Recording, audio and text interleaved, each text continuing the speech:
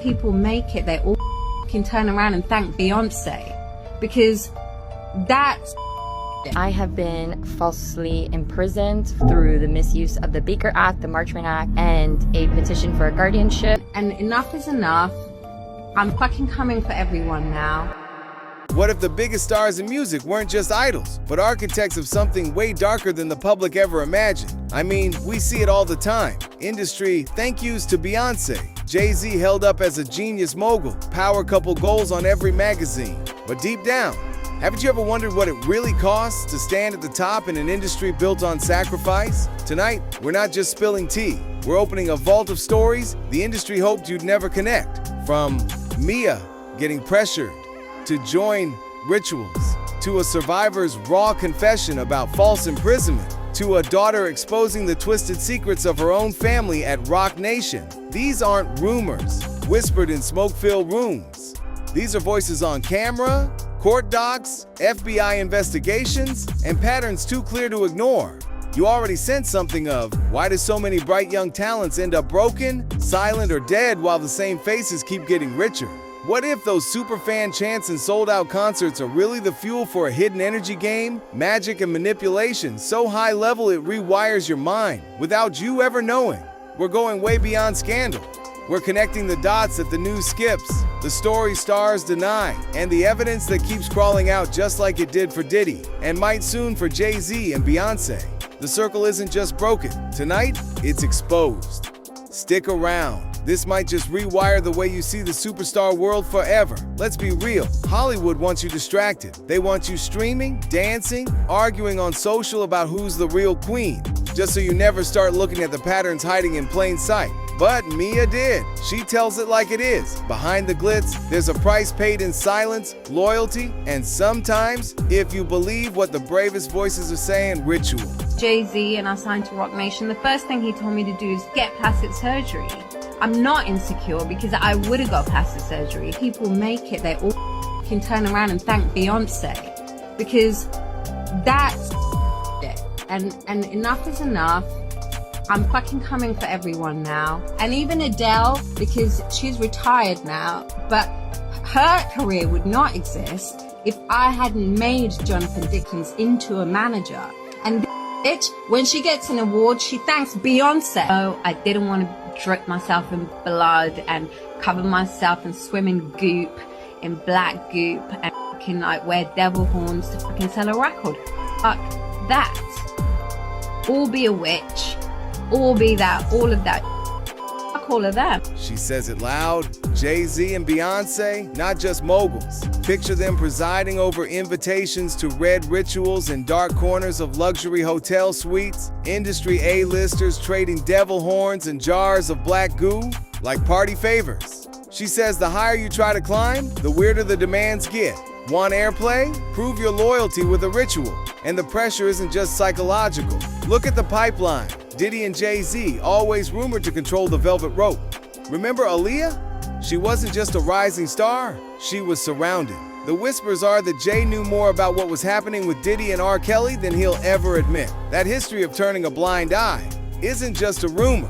It's part of the reason survivor stories are consistent year after year, case after case. Bet you want to know why Jay-Z and Beyonce's name keep popping up around the whole Diddy thing. Well, that's why I'm here. Now, first thing you gotta know is when somebody like Diddy gets taken down, things always start out as a rumor. Diddy has had rumors floating around for like decades. Well, Jay-Z had a problem. He right there in the corner, by the way. Jay-Z has had a few rumors himself, but more like speculation. People see Jay-Z in a picture of R. Kelly, they're like, I guess they both make music. Then Jay-Z with Harvey Weinstein. People are like, I guess they both do business. Then, of course, Jay-Z with Diddy. Now, hold on. Here's the thing. Jay-Z and Diddy go way back. Like back to the days when they were both coming up. So you could say they might just have a lot of respect for each other. But on the other hand, people are like, well, if you've known each other that long, Jay-Z, you must have known what Diddy was on. But Jay-Z has always had a history of keeping quiet, which brings us to Aaliyah. Now, I'm sure y'all remember R. Kelly dated Aaliyah when she literally needed her parents' permission slip to get married. Now, if I remember correctly, her parents got the permission slip and said, marry who? And that's how this whole thing got exposed. Now, a lot of people in the industry actually knew about this relationship because they would work with R. Kelly. They would be in the studio with R. Kelly. Now, according to Dame Dash, who listened closely, was Jay-Z's first business partner and also dated Aaliyah when she was 21. He said this is how it went. He said he didn't want anything to do with R. Kelly because everyone knew what type of timing R. Kelly was on. He looks over at Jay-Z, and Jay-Z's out here creating collab albums with R. Kelly. But then he saw why. For starters, everyone had a crush on Aaliyah. People were waiting down the clock until she turned 18. But Jay-Z decided to get a head start. Now, there's absolutely no proof that Jay-Z went after Aaliyah, but people were like, let me see another picture. But apparently Jay-Z wasn't successful, and Dame Dash started dating her when she was 21. Now, what does this all have to do with Diddy? It's the secrets. It's the, like what happened to Diddy, making people wonder. Nas came out, well, he technically didn't come out and say this, but while he was having his legendary beef with Jay-Z, he's doing a radio interview, and he's saying, it's weird that Jay-Z be working with people that need a permission slip to marry somebody. Okay. But again, rumors, kind of like what was happening to Diddy. But then, this lawyer comes out and says, boy, do I got some news for y'all. And here's where it starts to get wicked. Now, he's going after Diddy. Specifically, listen closely, anyone that Diddy might have done something to, or anyone who has watched Diddy do some of these things and stayed silent about it. Now, first of all, the lawyer's taking calls from anyone. So theoretically, anyone could just call trying to get some money saying, Diddy did this to me, Diddy should pay me. But in the lawyer's defense, I'm sure he's looking for people with proof. Honestly, I don't know him. He could be trash. Anyway, what he said next is what got people interested. He said, and I got some names. He said some wild names. Some names that will blow your mind. He's selling this. He said, yo, y'all finna wild out when you hear these names. I'm not gonna say it now, but y'all finna wild out. So people are like, Now, in Beyonce's case, it's just because she's married to Jay-Z and she's been in the industry for like 20 years. People are like, you must have known something. But that's all people have. Aaliyah's tragic ending is no outlier. Industry parties that started with, you're Diddy's type, you'll get in, and ended with girls, isolated, young, and allegedly preyed upon by moguls, too powerful to question, a drink, a feeling of something being wrong, and then the shadows move in. The culture of silence isn't just about signing NDAs. It's about knowing that if you speak, you'll become the next headline, or worse, the next tragic hashtag. Diddy's sloppy. He was bound to get caught. Jay-Z, not sloppy. So he would be a tough one to catch. But on the other hand, the FBI is pretty good at their job. And remember that lawyer from earlier that's going against Diddy and is gathering all those names on his alleged accomplices? Well, he also said that he gave a lot of his information to the FBI. And if Jay-Z's name pops up, he's in trouble, because how the FBI works is they'll take that information and they'll put it in a little vault with all the other information they might have on Jay-Z. When it's enough to lock him up, that's when they'll come out. Now, for the first time, the walls are shaking for more than just tabloid drama. The FBI is investigating Jay-Z, new lawsuits are being filed, and all that nobody's untouchable energy feels a bit too real. If you're feeling that itch at the back of your mind, like every music industry scandal is just a trailer for the main event, well, buckle up. This isn't some Tinseltown conspiracy. It's bigger, and it's coming out piece by piece. This isn't just another tell-all. You're witnessing the breadcrumbs of the next cultural reckoning. Who's next? How far back do these rituals go? And after all these years, can you honestly say you're surprised? It's one thing to talk about a dark system from the outside, but what happens when someone strong enough to refuse the ritual starts telling us how the machine eats its own? Their ambition is financial. Like, if you wanted to be the Black Bill Gates, as Beyonce says, no one can get in the way of that. And even people from smaller communities and smaller plights, you know, like to them, yeah, where is Sri Lanka? Who are the Tamils? Who cares? You know, I think to them, being part of and building this narrative of the American, you know, the wealthy Black community is more important, and whoever has to be thrown under the bus for that was what was gonna happen. And I think Ben Brofman is also the first Black Brofman, you know, and that's a really important point to understand. So what do you mean by that? Because his mom is Black, you know, and so I think that was a movement that was happening. And yes, I had the template that was radical and is the edge that hip hop needed, you know.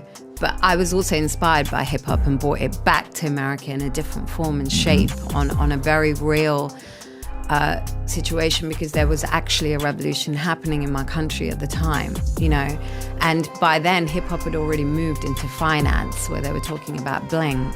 And I brought back the old school version of hip hop, where you're, you know, in the category of what artists like Nas and, you know, people that were more political and conscious, what they were representing. So it reignited something else.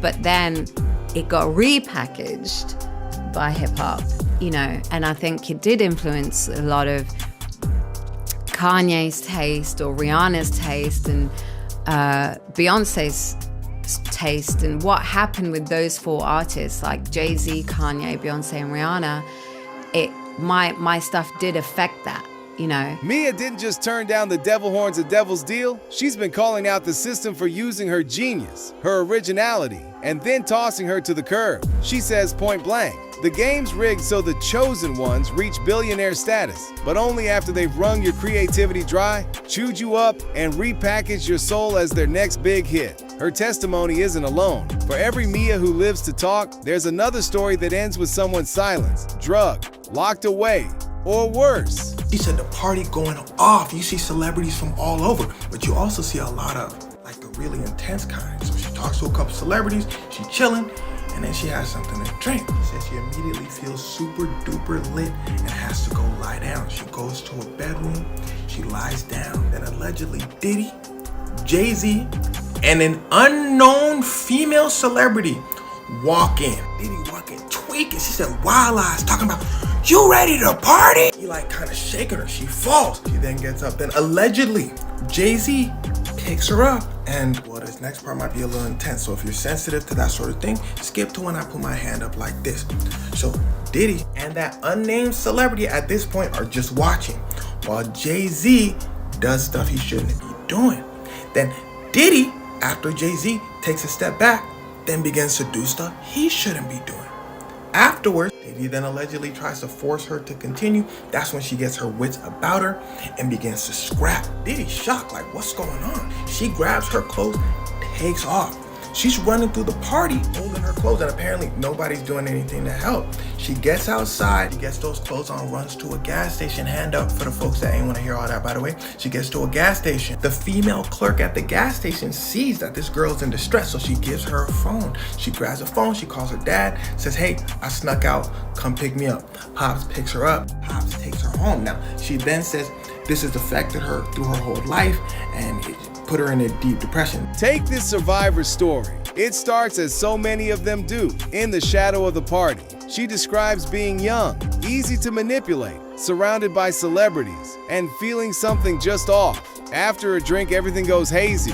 Then the fear, the sense of being trapped, the sense of being prey. Then comes the unthinkable. Instead of protection, she's set up and arrested, discarded like evidence no longer needed. The trauma, it sticks for life. Depression, triggers, constant anxiety. She's another soul the machine tried and almost succeeded in breaking. And when these girls try to rise, to name names, to go to court, the system grinds even harder. Let's talk about real quick what Jay-Z has to say about this, because he responds immediately. He says that lawyer, Tony Busby, remember that lawyer I showed you earlier? Jay-Z says he's basically doing all this for the cash. He's trying to blackmail me. Jay-Z then says for a crime as heinous as this, why would you file a civil suit? File a criminal suit against me. Now, for those of you that don't know, there are two different types of trials in the United States. There's a criminal case where basically the police is going after you, you're going to jail. Then there's civil, which this case is.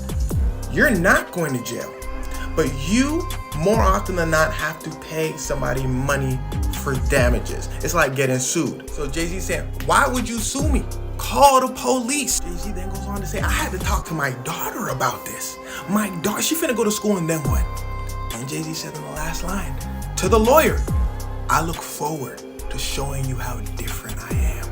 And here's where it starts. starts to get wicked. Jay-Z, who built an empire on the myth of the self-made icon, doesn't flinch at all of this. He calls civil lawsuits a cash grab, dares lawyers to take it criminal if they have a case. But watch closely, because even a mogul as careful as Jay-Z knows that sometimes the gambit is about reputation, not jail time. Because in the civil court, the questions get asked in public. How old was Beyoncé when she met you? How old was Aaliyah? What did you know when you claimed you didn't know?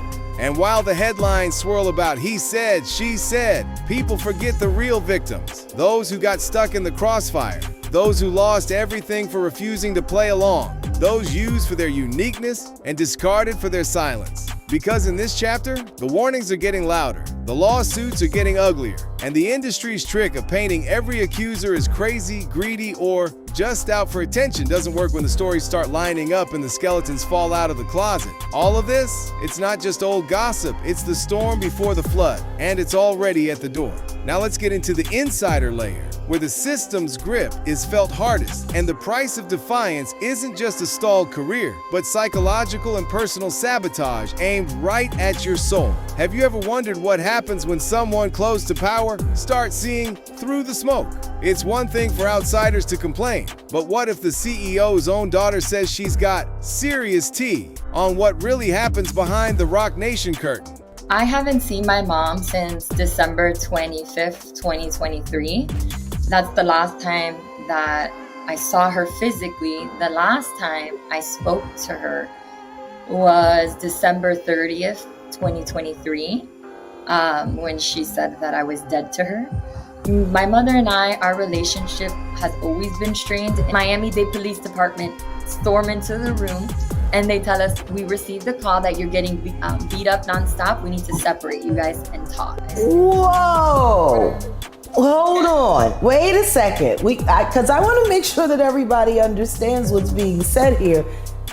All of a sudden, he's pulling a DV on you. People have to come running in because they were called. Your mother wasn't there, right? No, so it's important to note that my mother was in New York City. They stormed in to the door because the police officer, she didn't say this on the body cam, but she told me, she said, we got the call, she's watching you from New York, there's a camera in here.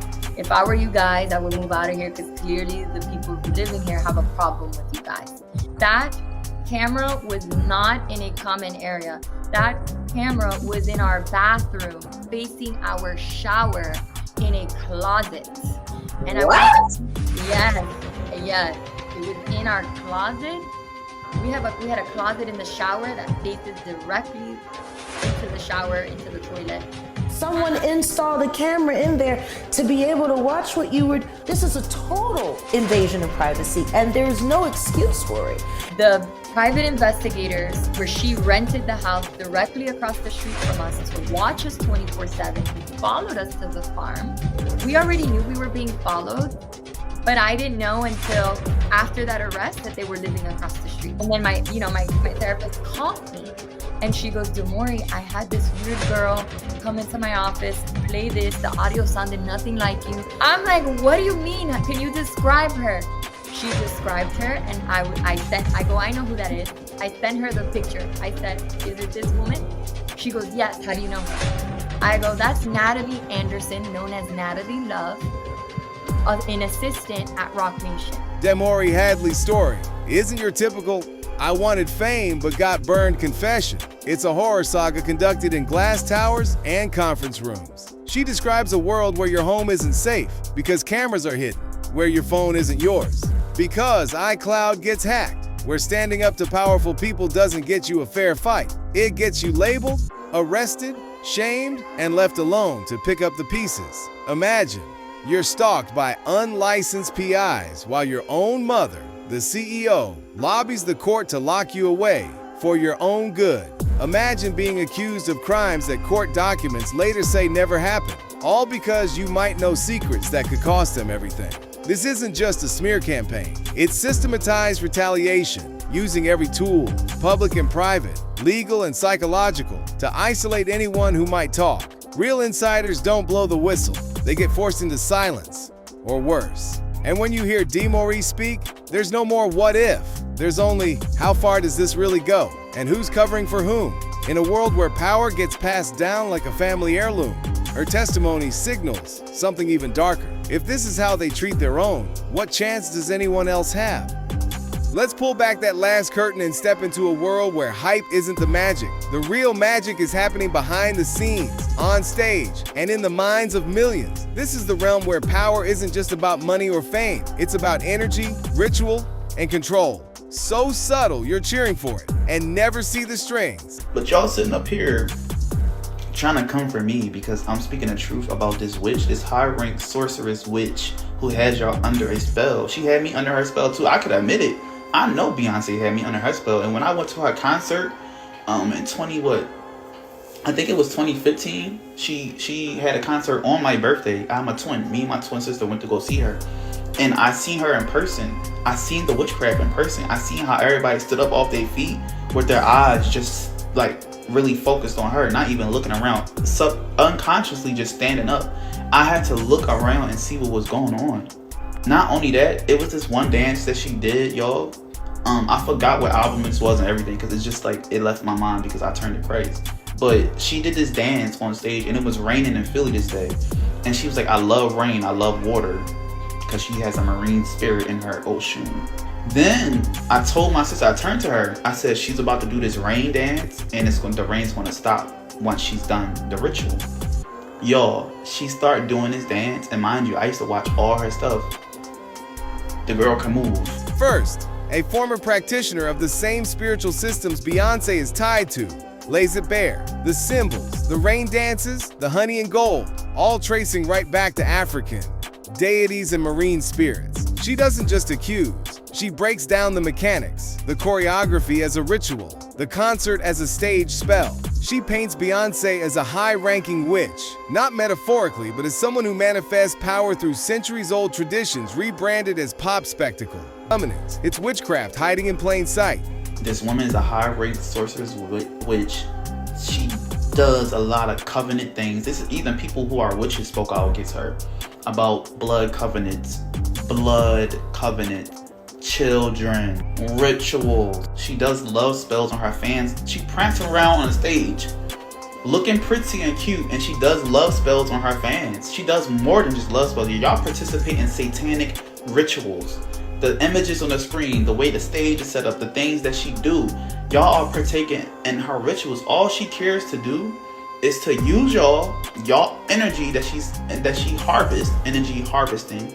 She use y'all energy, she takes it, and then she puts back out more spells. All it does is charges her up, and then it just keeps y'all wrapped around her finger. Why this woman lives rent-free in your mind today. This is why her songs play in your head without you even listen to her music. This is why she's your screensaver. This is why all you can think of is things Beyonce, because it's a spell.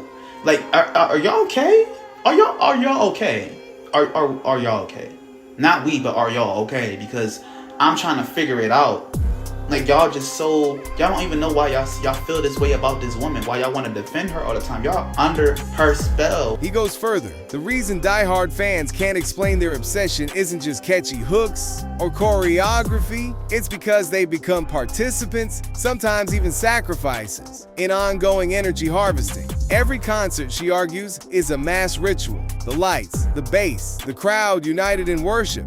It isn't fandom, it's a spell. She says Beyonce's power grows with every trance-bound stadium, every obsessive social feed, every defense mobilized online. How much magic is entertainment? And how much entertainment is true magic? You might have heard whispers about stars tapping into something spiritual for their success. But what if it's not just talk? What if the rituals, the symbols, the spells are... Jay-Z did the crime or not? The only way you can get a famous, rich celebrity to pay you is by threatening their reputation. Because no, they can't arrest them, but boy, they can do something called a deposition. That means they can ask them any question, anything goes. Jay-Z, how old was Beyonce when you met her? They could be like, how old was Aaliyah again? Jay-Z could be like, hold on a second, now we was just friends. They'd be like, wow, you had all sorts of friends, huh? Especially old boy Diddy. Not a good look. Celebrity celebrities don't want people knowing all this stuff. The irony is, I just let you know all this stuff in this video, no trial needed. But anyway, why wouldn't Jay-Z just settle out of court, pay the money, keep his reputation clean? Well, that's because settling out of court don't work all the time. Which brings us full circle. Are these the wild tales of scorned insiders? Or the bravest kind of warning? Truth has a habit of surfacing in waves. Just ask anyone who scoffed at Diddy's secrets years ago. The lawsuits are coming, the accounts are multiplying, and the cycle of secrets may finally break. Here's what matters. If secrets this big can hide behind the smile of the world's most watched celebrities, what are we missing every time we cheer or tune in? Are we just fans, or are we part of the fuel? And when all the glamour fades, and the truth can't be hidden any longer, who will you trust to choose the next pop icon? And at what price? If you like this video, hit that subscribe button so that you never miss out on any new videos. And until then, fam, keep it real.